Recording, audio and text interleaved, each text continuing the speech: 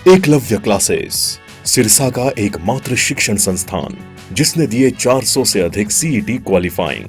सभी बच्चों को किया पुरस्कृत। नए बैच स्टार्ट, नए पैटर्न पर आधारित HSSC screening, HSSC group D, 3 days demo free, study material free, all competition exam, well qualifying teaching staff, biometric attendance, weekly test series. Address नए बस स्टैंड के सामने, सिरसा। Contact 9055 96396 and 9055 96496। संत धन्ना भगत हुए होंगे किसी एक जाति के अंदर पैदा, लेकिन जाति के संत नहीं हैं, वो सारे समाज के संत हैं। उन्होंने भी गुरुवाणी में जो कुछ लिखा है, उस गुरुवाणी में लिखा हुआ मैं आपको पढ़ के अगर सुनाऊं तो आपको ध्यान में आएगा। गुरु ग्रंथ साहब जी में लिखा है, जोत समाई समाणी जाके अछली प्रभु पहचानया। उनका जिसके जीवन में प्रकाश होता है उसी को प्रभु की पहचान हो जाती है, जिसके जीवन में प्रकाश होता है उसी को प्रभु की पहचान हो जाती है। आगे लिखता है, धन्य धन पाया धरणीधर, धन्य धन पाया धरणीधर, मिली जन संत समाण्या। धन्ना भगत कहते हैं कि उनका प्रभु से मिलन हुआ है, जो सृष्टि पालक प्रभु हैं उनका जो मिलन हुआ है, संत संगति को पाकर प्रभु के साथ वो आत्मसात हो गए हैं। यानी कितना बड़ा विचार उनका। ऐसे संत को भुला बैठे, तो ऐसे संत को भुलाना नहीं है। हमने उनके जीवन की शिक्षा लेते हुए, और चाहे वो हैं चाहे उनके समय के और संत हुए हैं। मैं बताया कि 50 साल के बाद गुरु नानक देव जी भी हुए हैं। इस क्षेत्र में, इलाके में गुरु नानक देव जी की वाणी का भी बड़ा प्रसार है।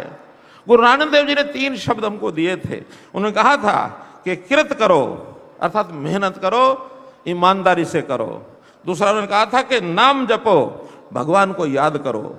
तीसरा कहा था वंड छको, कि गरीब को सहायता करो, सब में बांट करके खाओ।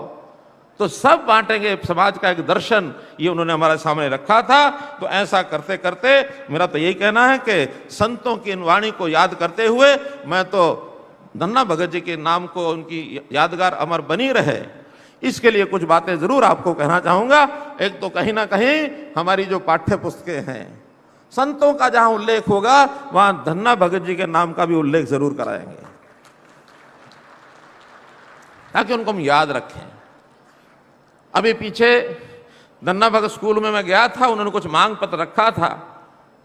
छोटी छोटी मांगे थी, बल्कि मुझे कष्ट भी हुआ इस बात का, जिस स्कूल में धन्ना भगत में बच्चे पढ़ते हैं, मैंने कहा भी उन बच्चों को पूछा कि आप धन्ना भगत जी के बारे में क्या जानते हो, एक भी हाथ खड़ा नहीं हुआ। मैंने उसी समय कहा कि धन्ना भगत जी के पुस्तक इन बच्चों को पढ़ाओ, जो जिस स्कूल में पढ़ते हैं उस नाम को याद रखेंगे। धन्ना भगत जी का स्टैचू हमने कुरुक्षेत्र में लगाया था, तो एक धन्ना भगत जी का स्टैचू धनौरी के गांव में या यहाँ के आसपास के लोग जहां चाहेंगे, जहां उनकी मान्यता है, एक स्टैचू उनका यहां लगवाया जाएगा ताकि अमर बना रहे उनका नाम। धन्ना भगत जी के मंदिर में आज उपराष्ट्रपति महोदय जी के साथ मैं भी दर्शन करने गया था। वहां उन्होंने मांग रखी है कि एक लंगर हॉल बनाया जाए, उस लंगर हॉल की भी स्वीकृति दी जाती है। ऐसे ही वहां एक धन्ना भगत जी के नाम का तालाब है, सरोवर है, उसकी स्पोर्ट वॉल, उसकी जो लाइनिंग है, वैसे तो हमारा पौंड अथॉरिटी का काम उस पर चल रहा है, फिर भी उस पर लाइनिंग, उस पर घाट वगैरह बन जाए, उसका और सौंदर्यकरण जो है उसका वो किया जाएगा। इसी प्रकार अब ये छोटी बातें हैं, इनका तो कहने का उतना अर्थ नहीं है जितनी एक बड़ी घोषणा में आज करने का मन कर रहा है, क्योंकि धन्ना भगत जी के नाम से प्रभावित होकर के हमने ये कार्यक्रम किया है। तो बड़े बड़े महापुरुषों के नाम से हमने कुछ संस्थानों के नाम रखे हैं। तो आज मैं जींद जिले में हैबतपुर में जो मेडिकल कॉलेज बन रहा है, उस मेडिकल कॉलेज का नाम संत शिरोमणि धन्ना भगत जी के नाम से रखता हूं, ताकि इनका नाम अमर रहे। बहुत ऐसे पीछे राजनीतिक आदमी आए, दो या तो फिर अपने पिताजी का, दादाजी का नाम रखते हैं, या अपने ही नाम से चीजों को आगे चलाने लग जाते हैं। लेकिन हम कहते हैं कि जिन्होंने बहुत समाज के लिए किया, अनाम जो हैं, ऐसे अनसंग हीरो जिनको कह सकते हैं, ऐसे लोगों को याद रखो। हमने इससे पहले भी एक यूनिवर्सिटी का नाम महर्षि वाल्मीकि यूनिवर्सिटी नाम रखा, एक यूनिवर्सिटी का नाम भगवान विश्वकर्मा के नाम से हमने वो रखा, एक यूनिवर्सिटी का नाम पंडित दीनदयाल उपाध्याय के नाम से रखा। ऐसे ही पिछले दिनों में एक मेडिकल कॉलेज का नाम गुरु रविदास जी के नाम से रखा, तो आज उसी कड़ी में एक मेडिकल कॉलेज का नाम महर्षि संत शिरोमणि धन्ना भगत जी के नाम से उस मेडिकल कॉलेज को मैं रख रहा हूं। कुछ गांव की मांगे भी मुझे दी गई हैं, हालांकि आसपास के इलाके की भी मांगे आई हैं, क्योंकि यहाँ तो जनसमाज केवल गांव का नहीं, आसपास के गांव से या विधानसभाओं से भी आया है, कई जिलों से भी आया है। तो मैं आज तो थोड़ी मांगे केवल इस गांव की हैं उसकी अनाउंसमेंट कर रहा हूं। बाकी विधानसभाओं की जितनी अनाउंसमेंट हैं, जब जब भी वहां जाना होगा या हम उसकी फिजिबिलिटी देख करके एक साथ वहां की अनाउंसमेंट करेंगे। लेकिन इस गांव के नाते से चूंकि यहाँ आना हुआ है, तो यहाँ के लोगों की अपेक्षा है, सबसे पहला तो धनोरी में एक महिला कॉलेज, गर्ल्स कॉलेज, इसकी डिमांड आई है, उसको मंजूर किया जाता है। इसी प्रकार यहां पर पीने के पानी की एक कठिनाई है। पानी की सप्लाई शायद कहीं दूसरी साइड से होती होगी, लेकिन सप्लाई भाखड़ा नहर से हो जाए, यहाँ की मांग है, इसकी सप्लाई भाखड़ा नहर से की जाएगी। इस गांव में सीवरेज और गंदा पानी की निकासी, इस काम को भी क्योंकि महाग्राम है, इसलिए यहाँ का सीवरेज और पानी की निकासी की व्यवस्था ये भी की जाएगी। यहाँ की गांव में एक कम्युनिटी हॉल और एक लाइब्रेरी हॉल, ये दोनों भी मंजूर किए जाते हैं।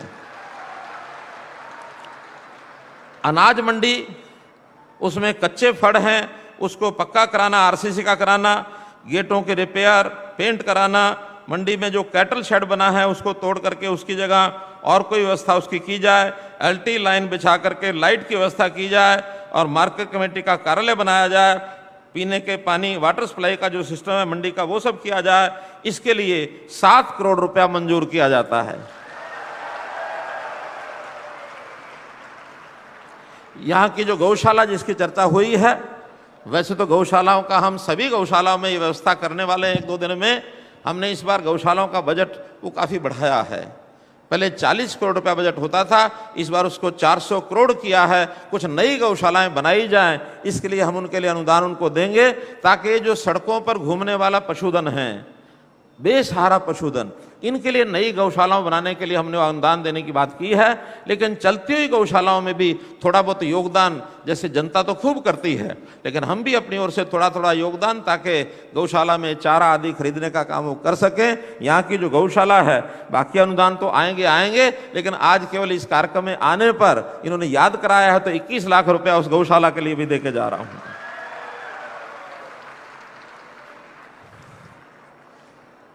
मित्रों, मन में भाव यही है कि काम करते रहो, काम करते हुए आगे बढ़ें। कर्मण्येवाधिकारस्ते मा फलेषु कदाचन, भगवान कृष्ण ने ये गीता का उपदेश कुरुक्षेत्र में दिया था। और ये कुरुक्षेत्र की जो 48 कोसी परिक्रमा की जो एरिया है, मुझे लगता है या तो उसी के अंदर आता है, उसके नज़दीक लगता है। इस क्षेत्र में भी मैं आप सब लोगों से आह्वान करूंगा कि निस्वार्थ भाव से, ईमानदारी से, मेहनत से आप आगे काम करते रहें। जिसकी ज़रूरत है उस ज़रूरत को पूरा करने का काम हमारा सरकार का है। हाँ, जिसकी ज़रूरत नहीं है वो हाथ आगे ना फैलाए। मैं ये बात कई बार कहता हूं तो हमारे कुछ लोगों को अच्छी नहीं लगती। वो कहते हैं आपने जो करना वो किया करो, ये क्यों कहते हो ये ना किया करो। मेरा इसलिए कहना होता है कि जिसको नहीं ज़रूरत होती जब वो ले लेता है, तो जिसकी ज़रूरत होती है उसको नहीं मिल पाता है। इसलिए उनके साथ अगर न्याय करना है तो जो ठीक ठाक लोग हैं उनको अपने दोनों यानी हाथों की 10 नाखून की कमाई करके आगे बढ़ते हुए और अपना काम चलाना चाहिए। जो बेचारा पीछे रह गया है, जैसे घर में भी एक परिवार का जो आदमी होता है उसको यानी कमज़ोर अगर होता है उसी की सहायता की जाती है। और सरकार जो काम करती है उसमें सहयोग करना चाहिए। बहुत से लोग ऐसे भी हैं जो दबाव बनाने के लिए कई बार जो है ना, जैसे जिसका धंगताना करना, आंदोलन करना, स्ट्राइक करना और ज़बरदस्ती काम को कराने का भाव जो रखते हैं, वो काम में बाधा डालते हैं। उनको भी हमको समझाना चाहिए कि जो अच्छा काम सरकार कर रही है उसका साथ देना चाहिए। कहीं कोई कमी रह जाए तो उसके लिए बात करनी चाहिए। संवाद से चीज़ें आगे बढ़ती हैं। इतनी बात कहते हुए मैं आपका बहुत बहुत आभार और धन्यवाद करता हूँ। बहुत बहुत धन्यवाद।